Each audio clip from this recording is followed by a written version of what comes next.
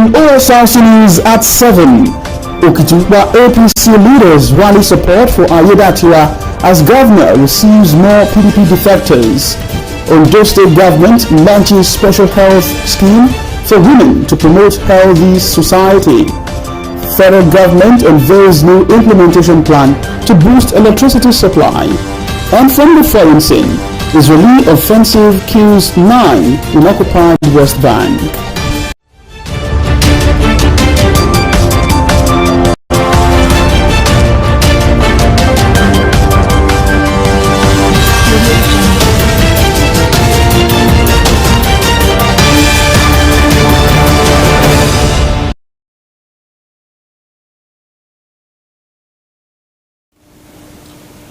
Good evening, thanks for joining us on the news at 7. My name is Sahid Aribisala.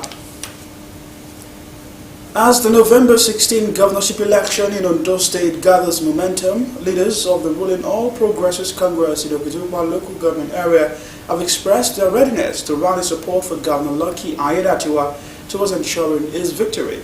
At a stakeholders meeting held at the Council Secretariat in Okitiukpa, the party leaders said Governor Ayedatiwa remains the best option for the people of the state.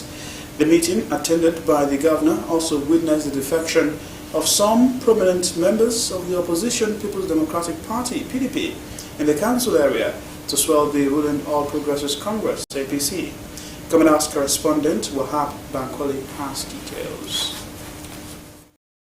The Secretariat of Okitiukpa local government area of Ondo State played host to leaders of the ruling All Progressives Congress APC in the council area. The purpose of the gathering was to meet minds and re-strategize on how the party will triumph at the fast approaching governorship election in November.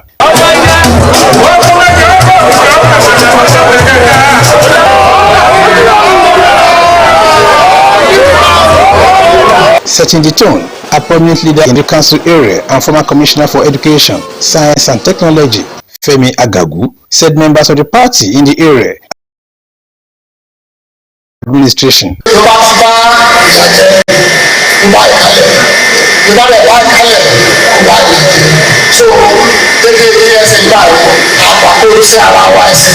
Other speakers at the event, while applauding Governor Ayedatiwa for his leadership style and qualities, which have redefined governance in the state, promised total support for him and the APC. For the first time, we have the Commissioner of Finance as a woman.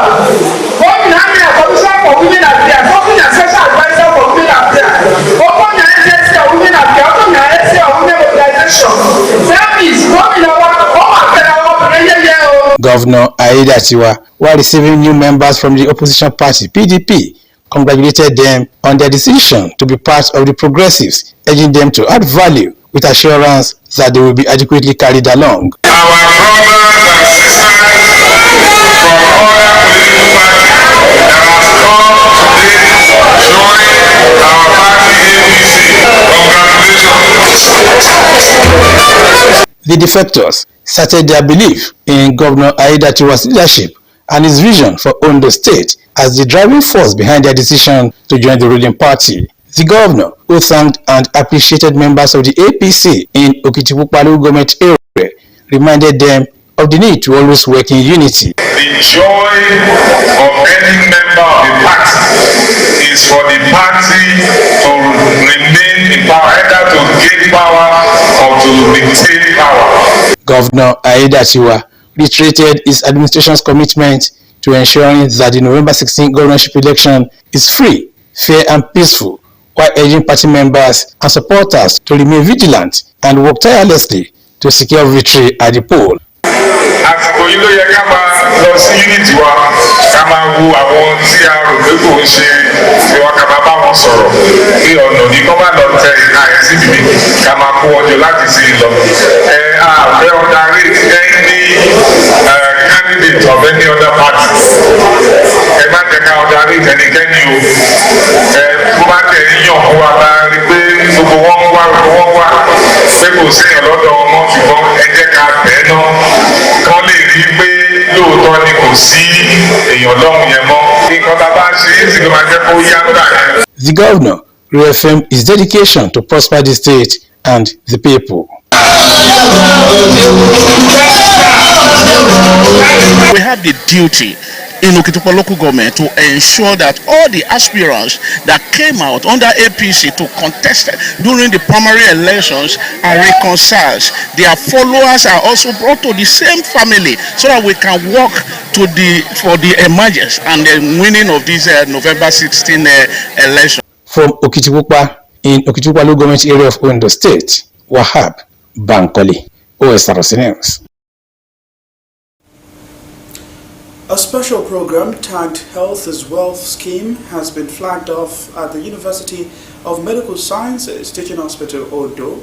It is one of the 10-point agenda unveiled by Ondo State government through Odatiwa Women Initiatives recently. Special advisor to Governor on Women Affairs, Shewa Samaye, while flagging off the scheme, said the move is to ensure that health of women, especially the pregnant and vulnerable ones, are prioritized for a healthy society. Omar Langbaji reports that starter packs for pregnant women were also presented to the hospital's management to ease delivery requirements. Caring for pregnant women and nursing mothers is crucial to reduce the risk of complications and improve the overall well-being of both the mother and child. The present administration in Ondo State is reaching out to women across the state. The launch of Health is Wealth scheme by the administration is to enhance all-round health care for women, pregnant women, nursing mothers, as well as medical outreach for the senior citizens and the vulnerable. I want to say thank you because it's a kind gesture that Aidatwa could remind the pregnant women, and I'm grateful for this token. Anything government give us, we should accept it, because if we say it's too small, it's not small, because some president they are there, they don't remember us. Our mortality rate will be at the lowest. Special advisor to Governor on Women Affairs, Shewa Samaye, who led Odatiwa Women to University of Medical Sciences Teaching Hospital, Ondo, to launch the scheme, said the administration is dedicated to ensuring that pregnant women, nursing mothers, and health workers have access to vital healthcare items. We have come to interact with pregnant women because we know at the moment in their state they need care, they need healthcare services, and I'm glad that we have a governor that has provided such services by ensuring that appropriate medical personnel are being recruited into our hospitals. A member of Hospital Management Board, Alola Adamolekun, described the dedication of the governor to supporting vulnerable groups and prioritizing their health needs as a commendable example. And we still want to encourage you that voting is your right. Vote right. Vote the right person. And you don't want to know what we get.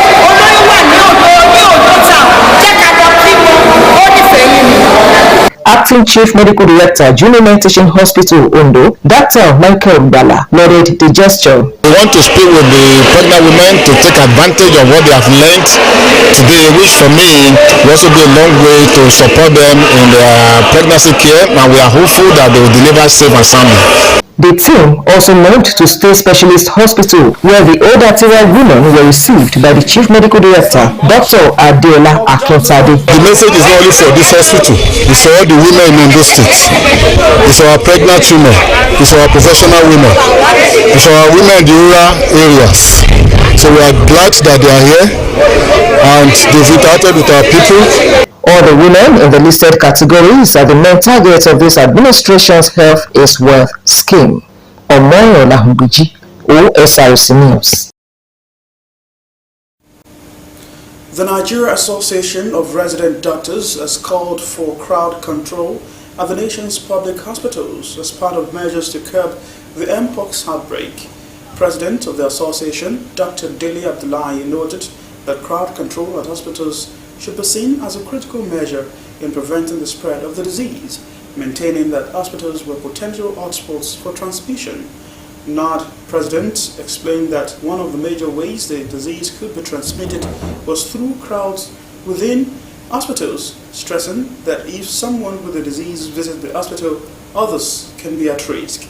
His call for crowd control comes as the Nigeria Center for Disease Control and Prevention announced that the country had recorded a total of 40 confirmed cases of Mpox out of the 830 suspected cases in the country.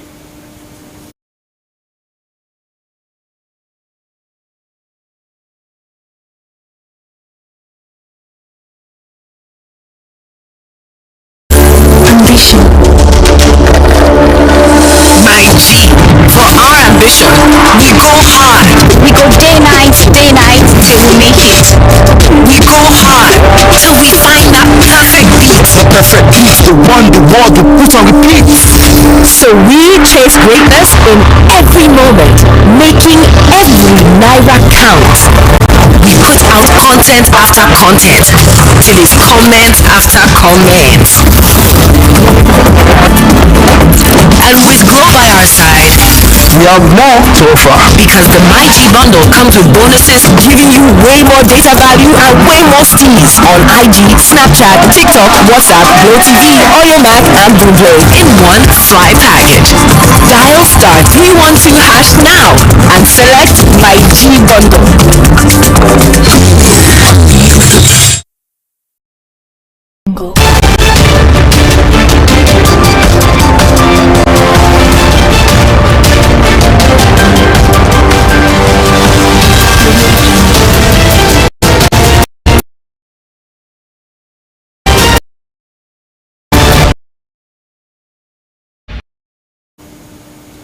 Thanks for staying with us. It's still Osrc News at 7. You can watch us live on our website www.osrc.ng or follow us on Facebook at Osrc TV and on YouTube. You can subscribe to our channel, Osrc TV Ondo. The federal government says it has taken delivery of 10,000 doses of Mpox vaccine donated by the United States government.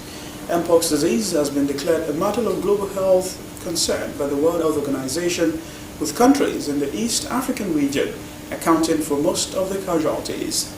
U.S. Ambassador Richard Mills, who presented the vaccine to Nigerian government officials in Abuja, said the U.S. government has prioritized support for global health security, particularly in most vulnerable countries.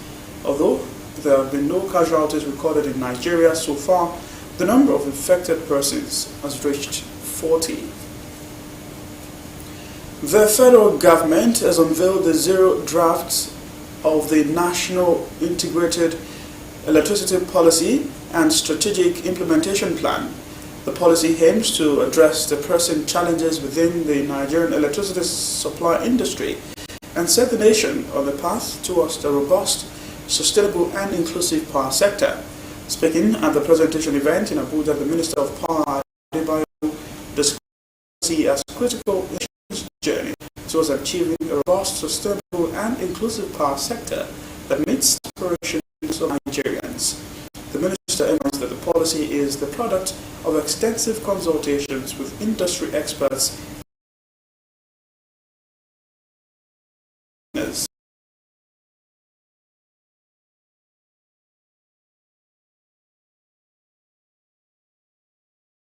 not. To education now, the proposed prohibition of individuals under the age of 18 from taking part in the West African Senior School Certificate Examination and the Joint Admissions and Matriculation Board exams is now occupying a front burner in national discourse. Educationists, parents and general public have expressed a range of reactions highlighting the potential impacts on the educational system and the future of young learners. Osrc's Abidemi Akinrotoi now reports. The statement by the Minister of Education, Professor Tahir Mamman, to prohibit students under 18 years from writing WAEC has dominated national discourse in recent. According to the policy aims to ensure that maturity both handle the of education. These, however,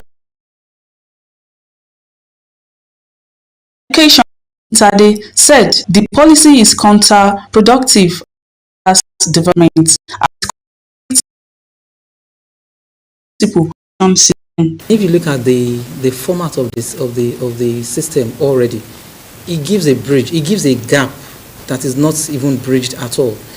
You can't just come and say that people should wait until 18 years old before they can write these exams, because from the primary school, it has been said that they have to be 10 years old. So if you are 10 years old in primary school and you spend another 6 years in the secondary school, that's 16.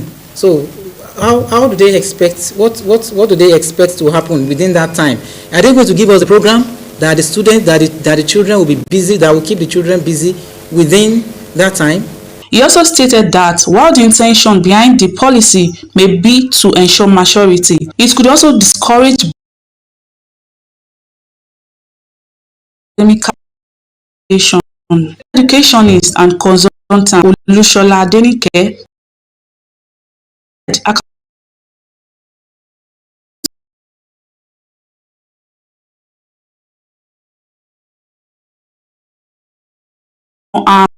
limits the exam to those that are 18. They cannot compare what we are doing in olden days to now.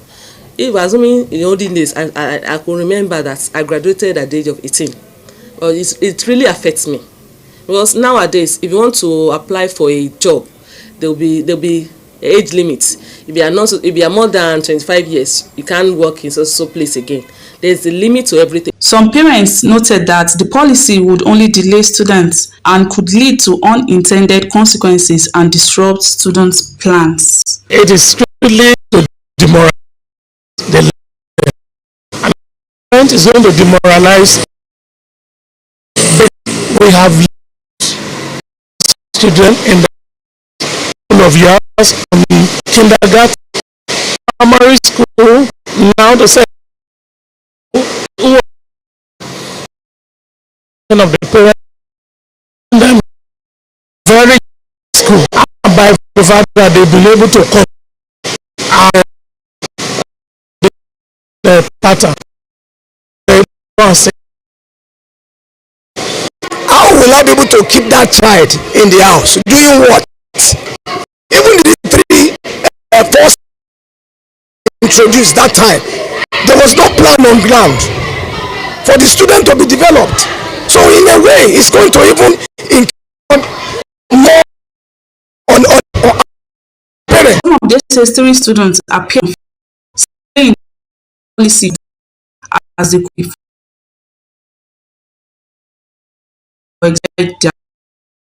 our juniors, their own age is like 15 years and they are in SS1. We have to write WAEC, JAMB and ECO with them, which is improper. 18 years of 18, it's not favorable for us to write our WAEC and JAMB at the age of 18. The whole to raise concern solution to the best interest and future steps. Osrc News.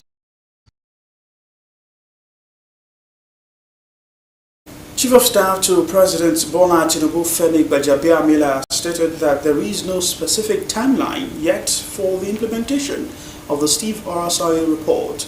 During the visit to the Nigeria Extractive Industries Transparency Initiative headquarters in Abuja, Gbajabiamila addressed concerns that the report's progress has stalled, as he emphasized that the federal government is actively working on the necessary preparations to ensure a smooth implementation of the policy. He explained that the complexity of the process requires careful planning, adding that a committee has been established to review the report and finalize the details. In line with the Lagos State Government's Eco-Care initiative, Governor Babajide Sanwo-Olu has ordered the implementation of a 25% discount on food items at the Sunday market Onje Eko statewide. A statement shared on social network platform X by the Commissioner for Information and Strategy, Benga, also provided clarification on the 5% discount on food prices, stating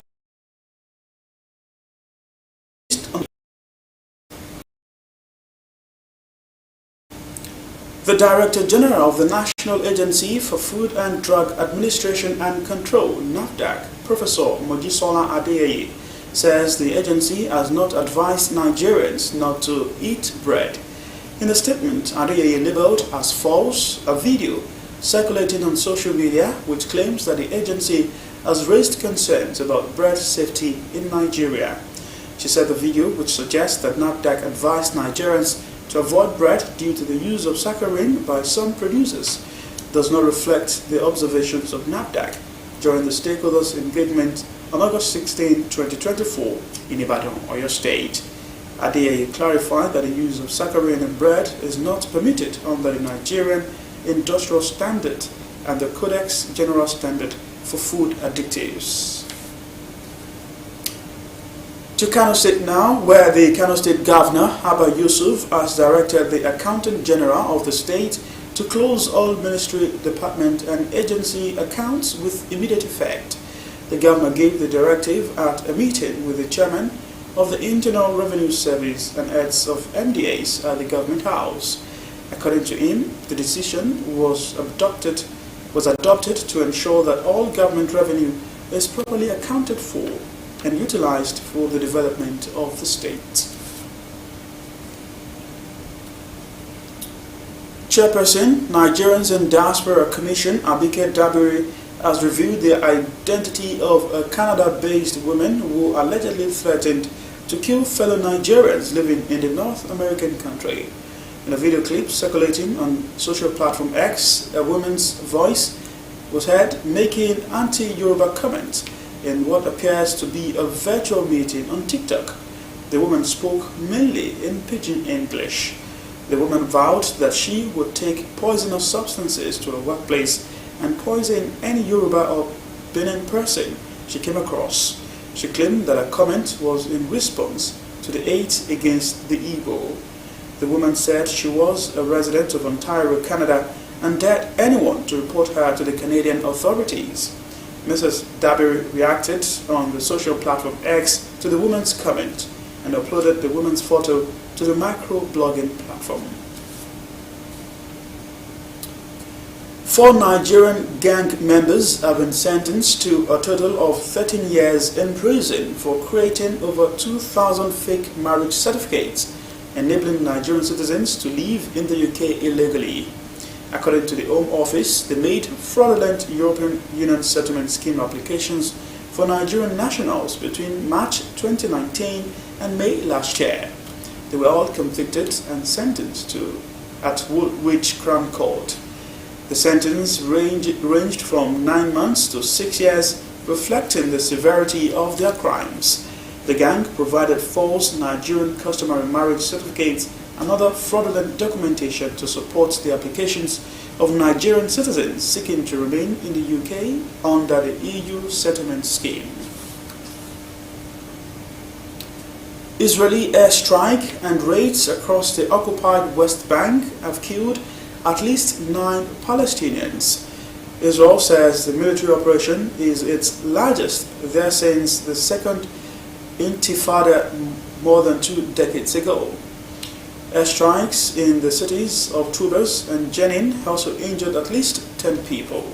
Palestinian fighters have been confronting the Israeli army using improvised explosives. Israeli military bulldozers and armored vehicles have also stormed towns north of Ramallah. Iran's new president, Masoud Pezeshkian, says he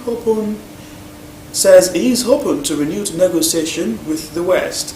International sanctions imposed by the US and its allies are aimed at Iran's nuclear program, but it's often civilians who end up suffering the most. Kemisal Ajam has details.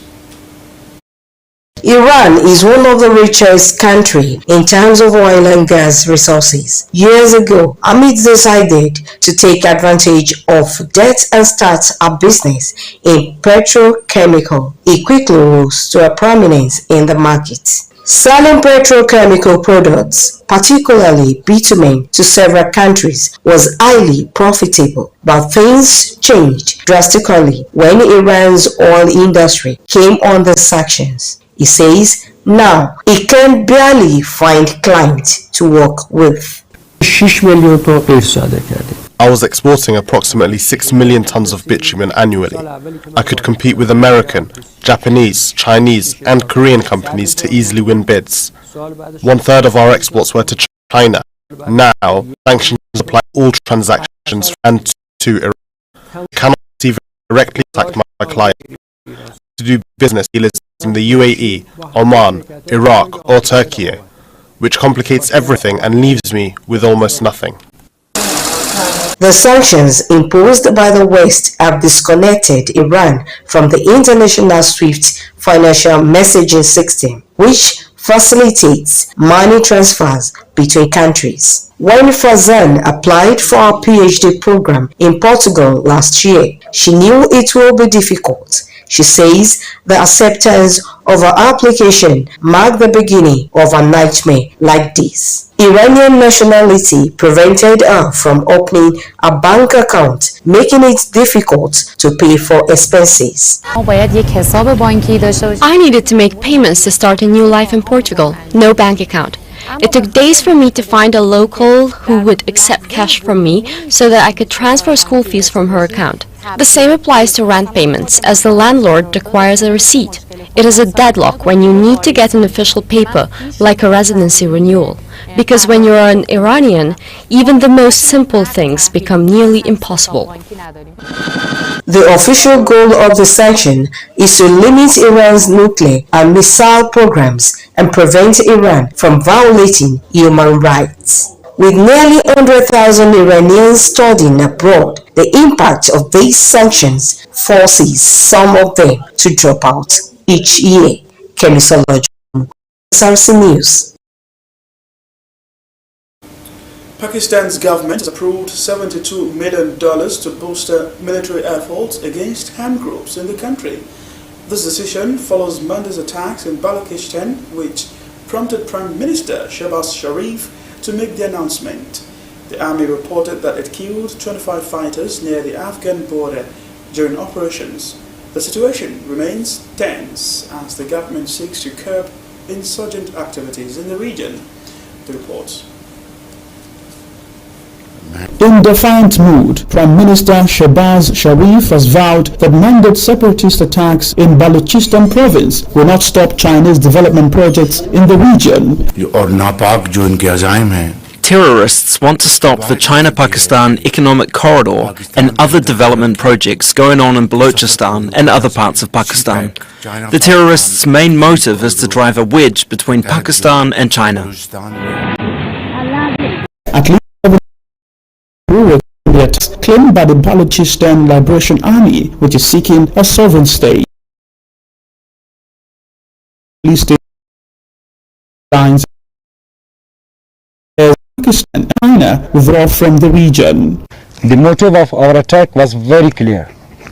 It was a simple and clear message to China and Pakistan to withdraw immediately from Balochistan. China, which has spent billions of dollars in Balochistan as part of its Belt and Road Initiative, condemned the attack. China firmly opposes all forms of terrorism and will continue to firmly support Pakistan in promoting anti-terrorism operations, safeguarding social unity and stability, and protecting people's safety. Across the region, many businesses did not open on Tuesday, fearing more attacks with hardly any customers inside. People are not coming to the bazaar as the situation is not good. People are afraid of getting out of their homes. As the army continues its operation against the armed group, the area's residents are counting their losses.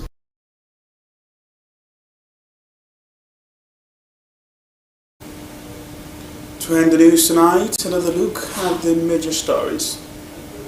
We told you that ahead the November 16 governorship election in Ondo State, the All Progressives Congress leaders in Okuturupa local government area of the state have rallied support for Ayedatiwa as the governor received more defectors in the council area. We also informed you that the Ondo State government has launched a special health scheme for women. This is geared towards promoting healthy society. And the federal government has unveiled new implementation plan to boost electricity supply in Nigeria. And that's the news tonight. Thanks for watching. Good evening.